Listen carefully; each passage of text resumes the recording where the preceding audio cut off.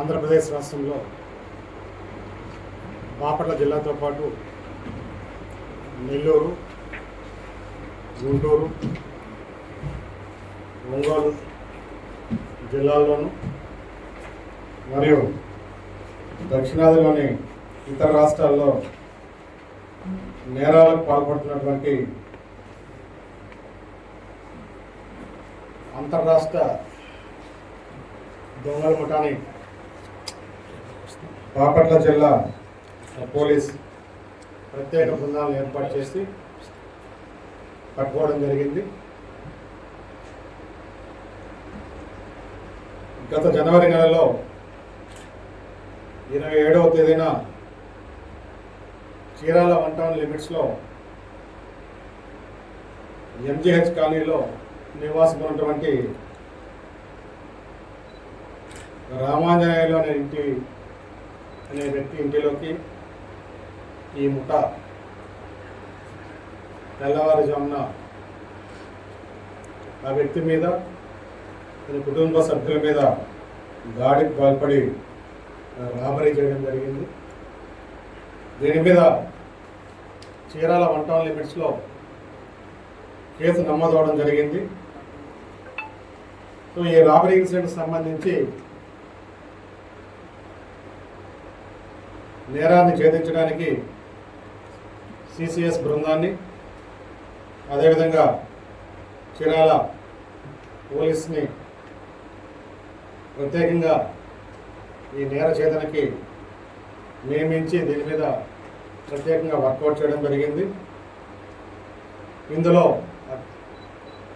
ఆధునిక సాంకేతిక పరిజ్ఞానాన్ని, ఈ smart policing applications AP police విభాగం అడాప్ట్ చేసుకున్నటువంటి టెక్నాలజీని ఉపయోగించి నాట్ గ్రిడ్ ద్వారా, ఎఫ్ఆర్ఎస్ కెమెరాస్ ద్వారా, సీసీ కెమెరాస్ ద్వారా వీళ్ళందరినీ కూడా ట్రాక్ చేయడం జరిగింది.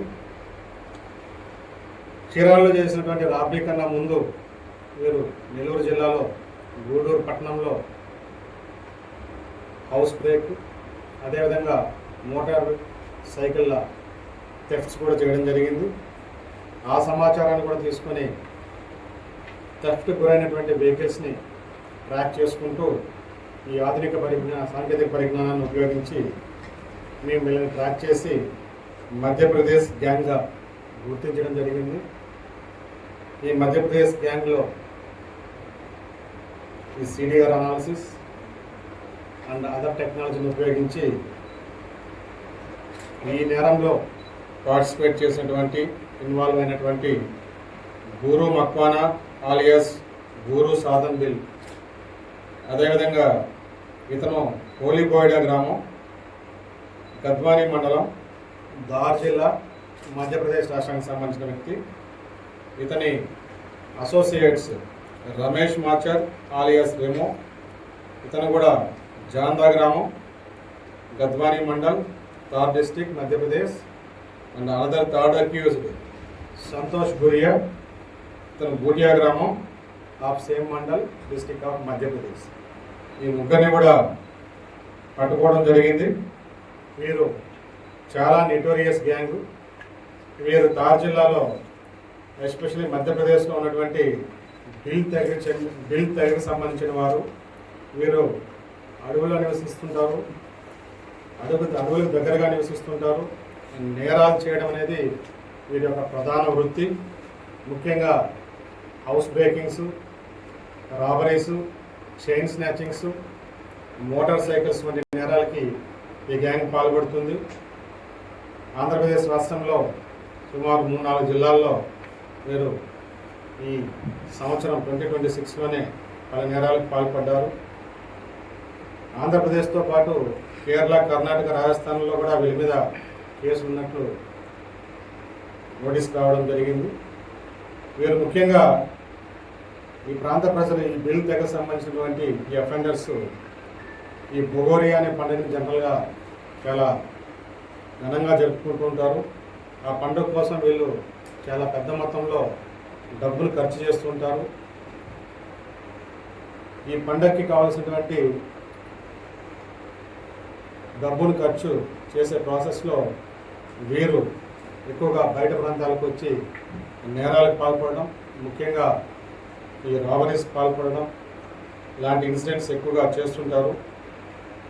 ఇలాంటి నోటోరియస్ గ్యాంగ్ని సక్సెస్ఫుల్గా కాట్ చేయడం జరిగింది. వీరు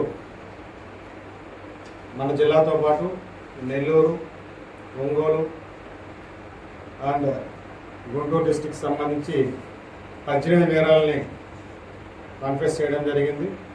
ఇందులో బాపట్ల జిల్లాకు సంబంధించినటువంటి చీరాల వంటంలో జరిగినటువంటి రాబరీ కేసు, అదేవిధంగా బాపట్ల రూరల్ పిఎస్లో చైన్ స్నాచింగ్ కేసు, అదేవిధంగా బాపట్ల టౌన్లో హౌస్ బ్రేకింగ్ కేసుని కన్ఫెస్ చేయడం జరిగింది. దీంతోపాటు గుంటూరు తెనాలకు సంబంధించి 2 మోటార్ బైక్స్ థెఫ్ట్స్, ఒంగోలుకు సంబంధించినటువంటి ఒక స్నాచింగ్, అదేవిధంగా నెల్లూరు గూడూరు టౌన్కి సంబంధించి 2 మోటార్ సైకిల్ థెఫ్ట్స్, అదేవిధంగా ఒక హౌస్ బ్రేకింగ్. ఇలా వీళ్ళు 18 నేరాలకు పైగా పాల్పడ్డారు. ఈ 2026లోనే 11 నేరాలు చేయడం జరిగింది. వీళ్ళు మిగిలినటువంటి 2026లో 10 నేరాలు చేయడం జరిగింది. మిగిలినటువంటి 8 కూడా హౌస్ బ్రేకింగ్స్. ఈ 2024లోను 2025లోను ఈ నేరాలకి ఈ ప్రాంతంలో వీళ్ళు 8 నేరాలు కూడా హౌస్ బ్రేకింగ్స్. ఆ హౌస్ బ్రేకింగ్స్ కూడా నెల్లూరు, ఒంగోలు అండ్ చీరాల ఉన్నాయి. సో ఈ 18 కేసులు సంబంధించి మొత్తం 137 గ్రాముల బంగారం, అదేవిధంగా 1.5 కేజీ వెండి వస్తువులు, cost work totally around 31 lakhs విలువైనటువంటి చోరీ సుత్తిని వీరి దగ్గర నుంచి స్వాధీనం చేసుకోవడం జరిగింది. దీంతోపాటు 5 lakhs క్యాష్ని కూడా స్వాధీనం చేసుకొని వీరి మీద తదుపరి లీగల్ యాక్షన్ ఇనిషియేట్ చేసి రిమాండ్ చేయడం జరుగుతుంది.